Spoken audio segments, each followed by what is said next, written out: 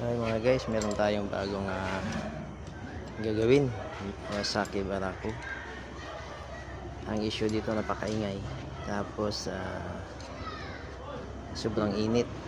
Binuksan ko na yung kanyang cam chain cover, no. So napansin ko tuyong-tuyo talaga. Okay. So para ma-identify natin, no, kung ano talaga sira. Try ko buksan yung doon sa may oil filter, pero sa tingin ko sa akin lang, baka sakaling baliktad to, baka baliktad yung kanyang filter. So tingnan ko muna, no.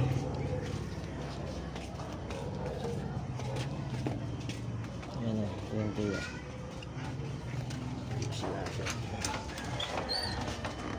So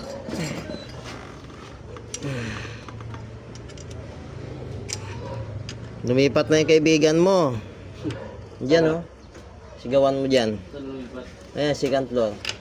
Dito? Doon sa kabila, ayun, oh, yung may chicken wire. Ayun, oh.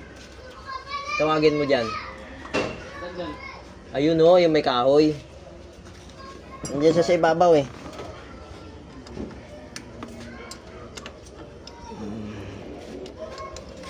Lumapin na ba yun? Ang alin na naman. Yung Yamaha? Tune upin? Oo. Kaya hindi mo lang makapalo ng 50 takbo niyan. Ang kalokohan. Ba't di makapalo ng 50?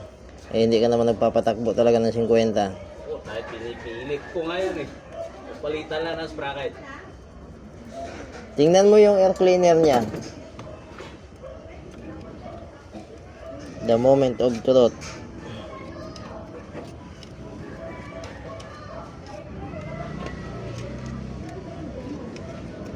$348 yun eh. Ay, wala. Sprocket ka dito. Wala namang problema atak na eh. Oo. Tama naman yung pabit ng filter. Pero bakit walang langis na umaakyat sa ibabaw? Nako. Oh, mamaya na lang. Ha? Mamaya na lang. Oo, sige ba? Tapusin ko lang to. Alas 10. Napakaingay kasi nito, eh. Ang ingay. Connecting rod na. Hindi. Pantarin ko, ah. Talsikan lang is yan.